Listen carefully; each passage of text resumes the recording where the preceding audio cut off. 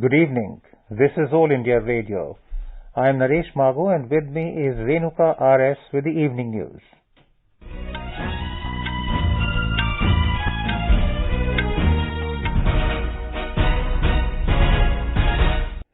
The headlines. Tirath Singh Rawat takes oath as Chief Minister of Uttarakhand. BJP-JJP government wins trust vote in Haryana Assembly. Prime Minister Narendra Modi asks BJP MPs to actively participate in year-long celebrations of 75th Independence Day. Both houses of Parliament adjourned till Monday amid ruckus by opposition over farm laws. Cabinet approves creation of Pradhan Mantri Swasthya Suraksha Nidhi as single non-lapsable reserve fund. Centre releases revenue deficit grant of over 6,194 crore rupees to 14 states. AIADMK releases list of 171 candidates for Tamil Nadu Assembly election. Alliance partners BJP to contest on 20 and TMK on 23 seats. Scrutiny of nomination papers held for first phase of Assembly elections in West Bengal and Assam. West Bengal Chief Minister and TMC Chief Mamata Banerjee files nomination from Nandigram constituency. Over 2.43 lakh doses of COVID-19 vaccine administered across the country so far. And in cricket, Mumbai to take on Karnataka, while Gujarat to face Uttar Pradesh in semi-finals of Vijay Hazare Trophy in Delhi tomorrow.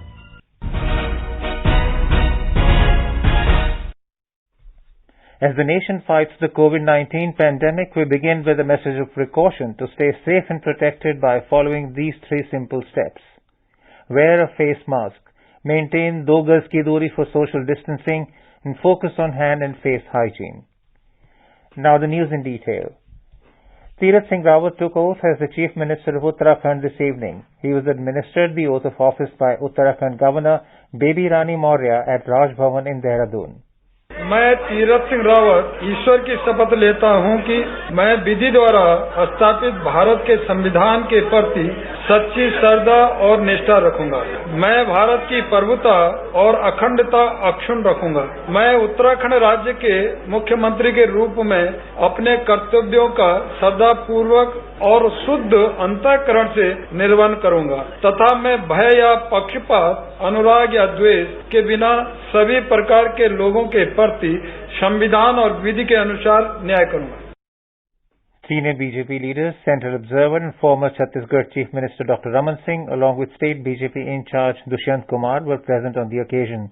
Talking to media, Dr. Raman Singh said the names of cabinet ministers will be announced soon. Here is more from our Dehradun correspondent.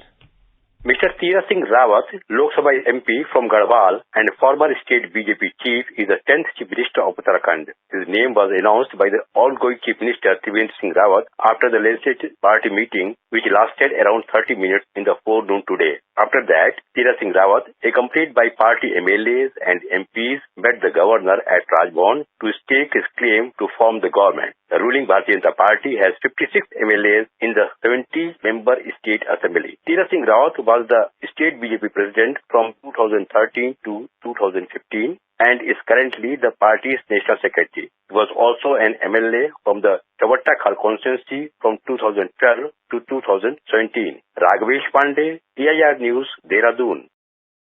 Prime Minister Narendra Modi has congratulated Tirath Singh Rawat on taking oath as the Chief Minister of Uttarakhand. In a tweet, Mr. Modi expressed confidence that under the leadership of Mr. Rawat, the state will continue to scale new heights of progress. The BJP-JJP government has won the trust vote in the Haryana Assembly today. 55 votes were polled against the no-confidence motion, while 32 votes were polled in favour of the motion. The no-confidence motion was moved against the Bharatiya Janata Party, Jananayak Janata Party government by the leader of opposition in the House, Bhupender Singh Hooda, which had signatures of 27 Congress MLAs.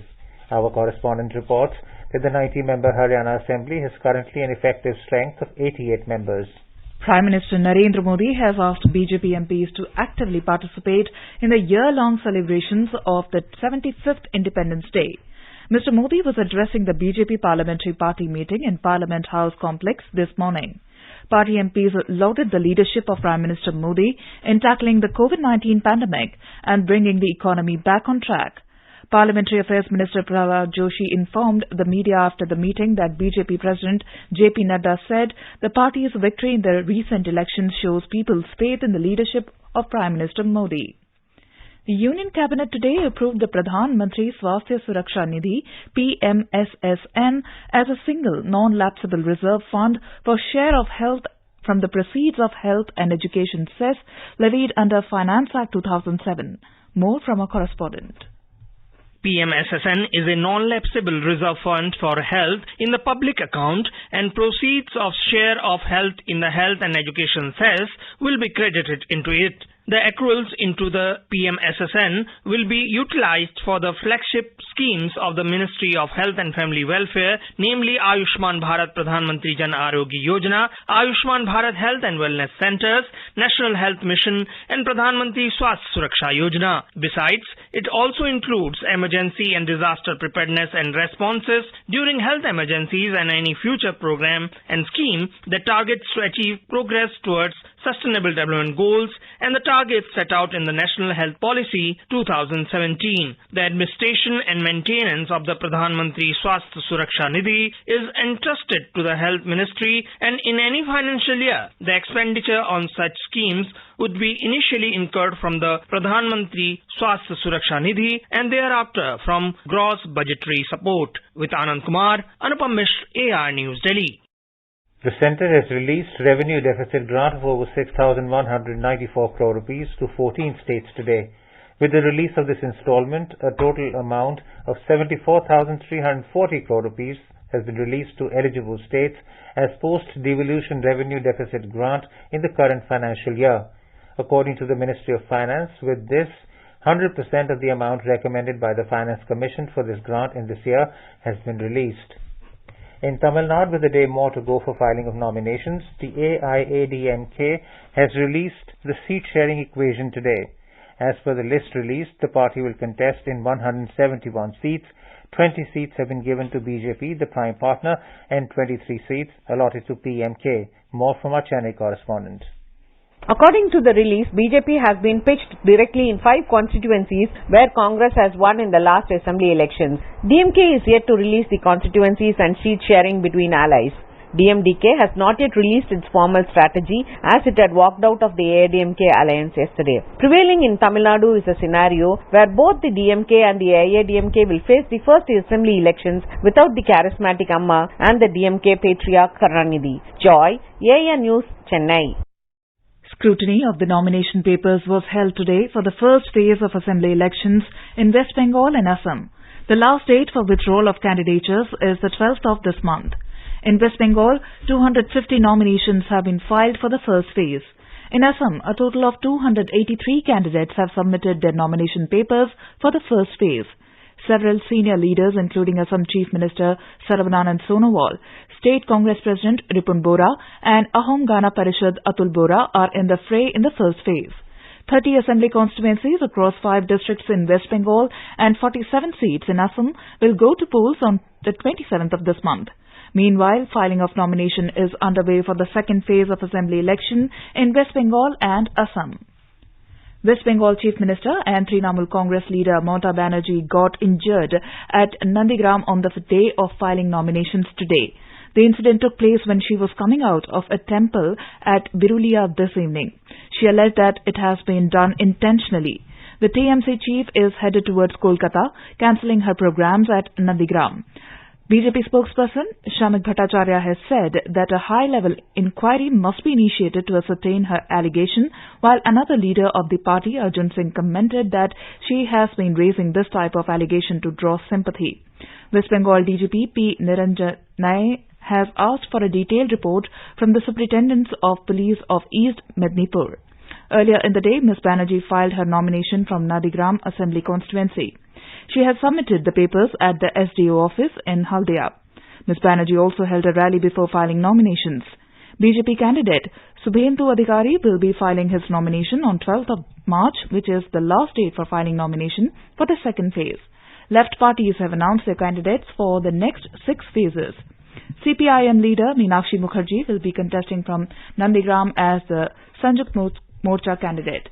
30 assembly seats in West Bengal and 39 constituency in Assam will be covered in the second phase, for which polling will be held on 1st of April. In poll-bound Assam, the Bongaigaon District Administration has taken a slew of measures to encourage women's participation in the poll process. Talking to AIR News, Deputy Commissioner Dr. M.S. Lakshmi Priya informed that there would be 24 all-women polling stations. These polling stations will be managed by all-women staff. Out of which we have 88,353 female voters and 86,976 male voters. Traditionally in Bongaigaon LAC, female voters and male voters have been almost the same numbers, but this time I am presuming that it is because of our increased and targeted sweep activities last many months that we have been able to get a larger number of female voters as compared to male voters. We also have 24 number of all women polling stations which will be totally manned by women polling personnel, and we will have one model polling station. So in total we have 25 special polling stations. In Kerala, the CPIM today published its list of candidates for the assembly elections. The list for 83 constituencies includes 74 party candidates, 9 independents supported by the party. The list was published by Party State Secretary A. Vijaya Raghavan at a press meet in Thiruvananthapuram. Chief Minister Pinarayi Vijayan will contest from Dharmadam. Congress candidate selection talks are in progress in New Delhi. Central Electoral Committee of the party meeting was also convened at New Delhi today. UDF constituent RSP declared its candidates today. The candidate selection process in BJP is in the final phase. Senior Congress leader P.C. Chakku today resigned from the party. He submitted his resignation letter to Congress President Sonia Gandhi and Rahul Gandhi. In a press conference in New Delhi, Mr. Chakku said he is frustrated by the fraction of politics in Congress party. The Union Health Ministry has said that a total of 2,43,67,906 COVID-19 vaccine doses were administered across the country so far. Country's COVID-19 recovery rate reached 96.96%. A total number of 17,921 new cases have been reported in the country in the past 24 hours. Centre has formed a 3-member expert team to help the Odisha government control the unprecedented fire incidents in the state. The development comes following the meeting between Union Minister for Environment, Forest and Climate Change, Prakash Javadekar, and Union Minister Dharmendra Pradhan and other members of Parliament from Odisha in New Delhi today. More from our Bhubaneswar correspondent. Union Minister Prakash Javadekar in a tweet has said that the committee of experts will be coming to Odisha to give technical advice and help the State Forest Department in effective management of forest fire incidents in the region. The team would be working till the state attends a normal situation with respect to the fire incidents. The minister has also informed that he himself will monitor everyday map showing forest fire detection in the entire state of Odisha and also a separate map showing fire detection in the Similipal Tiger Reserve and Biosphere Reserve. Girish Chandra Das, AIR News, Bhubaneswar. Prime Minister Narendra Modi today held a telephonic conversation with Crown Prince of Saudi Arabia Mohammed bin Salman bin Abdulaziz Al Saud.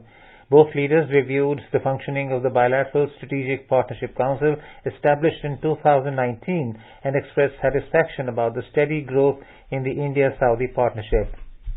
Prime Minister Narendra Modi has said that the success of the Jal Jeevan mission will benefit all sections of the society. Quoting a tweet of Jal Shakti Minister Gajendra Singh Shekhawat, who informed that since the launch of Jal Jeevan mission on 15th August 2019, so far more than 3.77 crore households have been provided with tap water connections, and now more than 7 crore rural families have started getting clean water in their homes. Mr. Modi said it is a remarkable progress to ensure water to every household. Prime Minister Narendra Modi will launch the Kindle version of Swami Chidbhavanandaji's Bhagavad Gita and also address the event on the occasion tomorrow morning through virtual mode. The event has been organized to commemorate the sale of over 5 lakh copies of the Swami Chidbhavanandaji's Bhagavad Gita. Prime Minister Narendra Modi today greeted people on the occasion of Herat, one of the biggest festivals of Kashmiri Pandits. In a tweet, Mr. Modi said Herat Mubarak and prayed that the auspicious occasion further happiness and well-being all across. The 4th edition of Prime Minister's interactive program Pariksha Pe Charcha will be held this month. The program will be held virtually. Through this program, Prime Minister Narendra Modi will hold a brainstorming session with school students, teachers and parents in connection with the upcoming examinations. The registration process for the program is underway on MyGov platform and it will remain open till Sunday.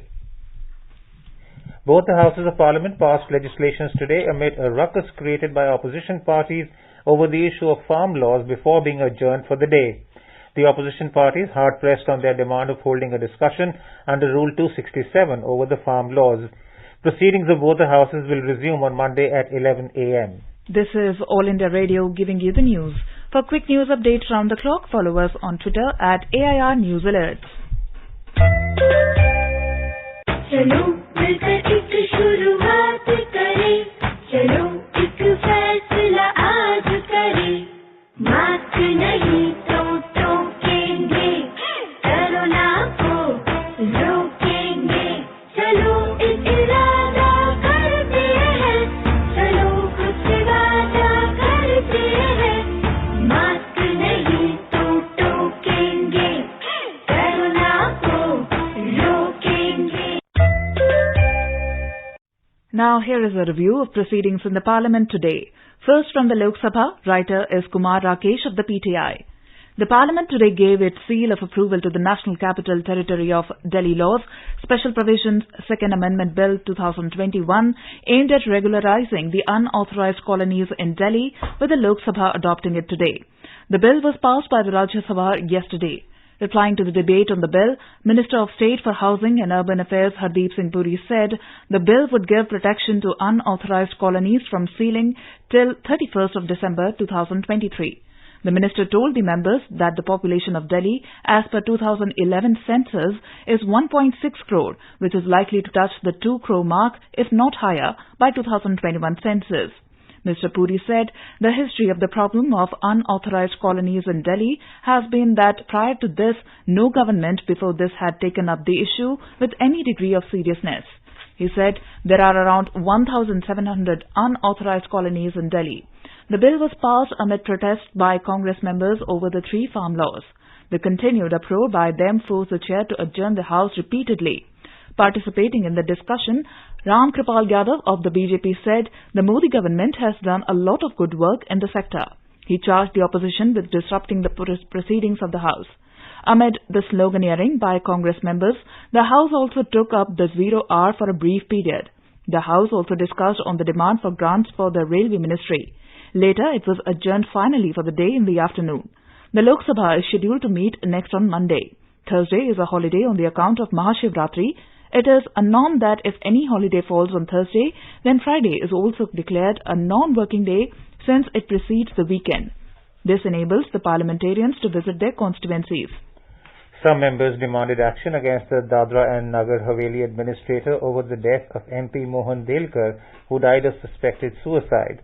Raising the issue during the 0 hour, Vinayak Raut of Shiv Sena said the administrators of the Union Territory had made life miserable for Delkar.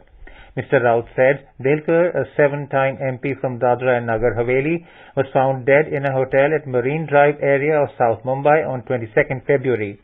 He had left a 15-page suicide note. Mr. Raut sought suspension of the Superintendent of Police, Collector and Administrator of Dadra and Nagar Haveli. Kaushalendra Kumar of JDU demanded that the administrator should be removed. If a member of parliament is not safe, then how will the people feel safe? Mr. Kumar asked. The Mumbai police has registered an FIR on charges of abetment to suicide in connection with the deaths.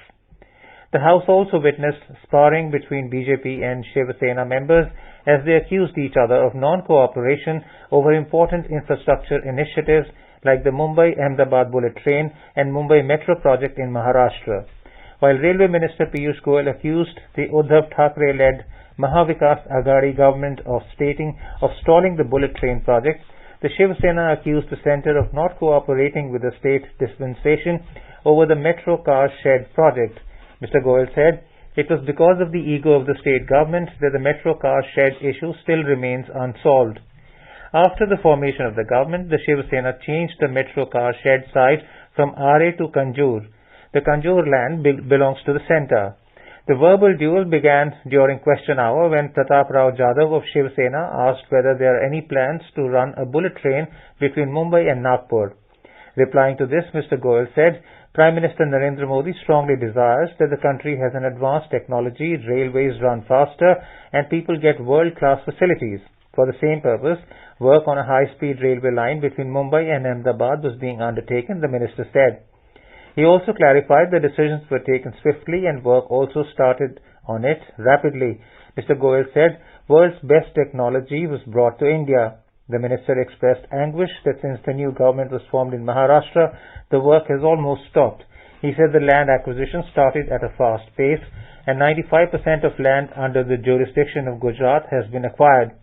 Land from the Dadra Nagar Haveli too has been acquired, Mr. Goyal said, but there is hardly any progress on the Mumbai-Ahmedabad bullet train after the new government came to power in the state in 2019.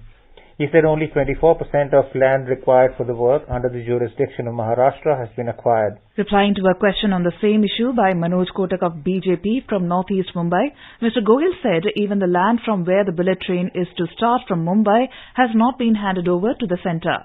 To this, Arvind Sawant, also of the Shiv Sena and a former cabinet minister till he resigned after his party parted ways with the BJP to join hands with Congress and NCP to form the Mahavikas Aghadi government, accused Mr. Goyal of lying. Hitting back, Mr. Jadhav said the reason why the people of Maharashtra oppose the Mumbai-Ahmedabad bullet train is because they feel that it is a ploy to shift all big business to Gujarat. Mr. Goyal, however, rubbished the charge. Earlier, Parliamentary Affairs Minister Prahlad Joshi told the Lok Sabha that Prime Minister Narendra Modi wanted to make a statement in the House on Azadi Ka Amrit Mahotsav to celebrate 75 years of India's independence, but was not able to do so due to the ongoing disruptions in the Parliament.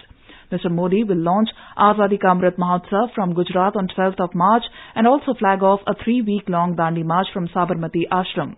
The Prime Minister wants to make a statement in the House, but there is no consensus, although the Speaker has given permission. Whenever there is a consensus in the House, the Prime Minister will make a statement, Mr. Joshi said. Earlier, Lok Sabha Speaker Om Birla also chaired the meeting of floor leaders of all the parties to end the Lok Jam in the House. And now a review of proceedings in Rajya Sabha. Proceedings of the Rajya Sabha were disrupted for the third day today after the Congress-led opposition members created noisy scenes soon after their demand for a discussion on the farm laws was disallowed by the chair. The House was first adjourned till noon and then again till 2 p.m. after the opposition members trooped into the well of the House, raising slogans. The House witnessed 2 adjournments in the pre-lunch period before it was adjourned finally for the day a little after 2 p.m. The upper house, however, passed the Arbitration and Conciliation Amendment Bill 2021 by voice vote when it reassembled at 2 p.m. The bill has already been passed by the Lok Sabha on the 12th of February 2021. The bill will replace an ordinance promulgated on the 4th of November 2020. It seeks to ensure that all stakeholders get an opportunity to seek unconditional stay on enforcement of arbitral awards where the agreement or contract is induced by fraud or corruption. Replying to the debate on the bill, Law Minister Ravi Shankar Prasad said it makes the provision to avoid payment of taxpayers' money as award in those cases where the agreement or contract is induced by fraud or corruption. The minister said the government wants that there should be fair arbitration in India. The intention is that people should not loot taxpayers' money through arbitration award, he said. Mr. Prasad stressed that the larger question is that India's taxpayer money would be given in these awards. He said since India is a free country, some businessmen abuse the system and take away natural resources, and to counter this, an ordinance was brought as the government wanted to safeguard the taxpayers' money. This is a national, compelling necessity to pass the bill, he said. Soon after laying of papers and committees' reports on the table, members belonging to Congress and other opposition parties demanded a discussion on the 3 new farm laws already passed by Parliament. Leader of Opposition Mallikarjun Kharge said notices have been given under relevant rules for the suspension of the listed business for the date to discuss the 3 farm laws and issues related to farmers who are protesting across the country. Mr. Kharge pleaded with the chair to allow a discussion on the issue. Responding to this, Chairman M. Venkaiah Naidu said he has received notices from Deependra Hooda, Rajiv Satav, Pratap Singh Bajwa, all from Congress, Manoj Kumar Jha of the RJD and Tiruchi Siva of the DMK about the need to discuss the farmers' issue and to suspend all other business of the House and disallowed them. He said Ashok Siddharth of the BSP has also given a notice on the issue of hike in fuel prices, which was already disposed of yesterday. The chairman said that he has disallowed the notices. He, however, suggested that the members can have a discussion on farmers' issue while participating in discussion on the Ministries of Agriculture, Rural Development and Food Processing, for which around 2 to 3 hours are given. If you are really interested in discussion, please follow the discussion route, and if you only want a disruption, then I leave it to you, Mr. Naidu said amid slogan shouting by the opposition members demanding the repeal of what they called the black laws. The chairman said there is a procedure to take back the laws. If you have the numbers, you can prevail upon the government. If the numbers are not there and then you want to disrupt the House, it is not fair, he made it clear. Mr. Naidu told the protesters that they are not doing any justice to the cause of the farmers. Mr. Naidu said 18 zero-hour matters have been admitted and the members are eager to raise their issues. As the opposition members raised slogans demanding withdrawal of the 3 farm laws, the chairman adjourned the House till noon. When the House reassembled at noon, Deputy Chairman Harivansh called for the question hour to be taken up, but the opposition members continued with their protests by trooping into the well of the House. He said the chairman has already clarified his position on Rule 267 and it cannot be reopened. As the chair proceeded with the question hour, the protesting members raised their pitch and started sloganeering against the government demanding the repeal of the farm laws. Labour Minister Santosh Gangwar tried to give his reply to a supplementary question raised by M. Tambidurai of the AIADMK, but he could not be heard amid the noisy scenes. With the opposition protests continuing, the Deputy Chairman adjourned the House till 2 p.m. This is the third day of the second part of the budget session when the House proceedings had to be adjourned due to opposition protests. The Rajya Sabha has not transacted any business since Monday except the passage of the Arbitration and Conciliation Amendment Bill. The Deputy Chairman adjourned the Rajya Sabha till Monday after the passage of the bill by voice vote as opposition parties continue to raise slogans. Earlier, Chairman Mr. Naidu called upon MPs to take part in Azadi Ka Amrit Mahotsav, planned by the government to mark India's 75 years of independence from the 12th of March. The celebrations are to be dotted with several events, exhibitions, social media campaigns, virtual shows and side events across all states and union territories. Mr. Naidu urged the members to take part in the Mahotsav in large numbers and in various capacities and spread the values and ideals which our freedom fighters always stood for and helped our country gain freedom from the yoke of the colonial rule. He hoped the Azadi Ka Amrit Mahotsav will definitely add to the ethos, values and spirit of freedom we all cherish. That's all in Parliament Review. In cricket, Uttar Pradesh will face Gujarat in the first semi-final, while Mumbai will take on Karnataka in the other last 4 clash tomorrow in the Vijay Hazare Trophy One-Day Championship in Delhi. The final will be played on 14th of March. Benchmark domestic stocks today logged gains of 0.5% amid mixed global cues. The Sensex at the Bombay Stock Exchange rose 254 points to finish at 51,280 and the Nifty at the National Stock Exchange climbed 76 points to close at 15,175. Now let us take a look at the weather forecast for tomorrow. National capital Delhi is likely to have partly cloudy sky with possibility of development of thunder lightning. The temperature will hover between 17 and 33 degrees. In Mumbai, the minimum temperature will be 22 and the maximum around 35 degrees. Srinagar will have a generally cloudy sky with moderate rain. Temperature will hover between 4 and 7 degrees Celsius. In Jammu, the minimum temperature will be 17 and maximum 29. Leh is expected to have a partly cloudy sky. Gilgit will have light snow, and in Muzaffarabad, the minimum temperature will be 10 and maximum 15 degrees. And now before we end, the bulletin, the headlines once again. Tirath Singh Rawat takes oath as Chief Minister of Uttarakhand. BJP-JJP government wins trust vote in Haryana Assembly. Prime Minister Narendra Modi asked BJP MPs to actively participate in year-long celebrations of 75th Independence Day. Both houses of parliament adjourned till Monday amid ruckus by opposition over farm laws. Cabinet approves creation of Pradhan Mantri Swasthya Suraksha Nidhi as single non-lapsable reserve fund.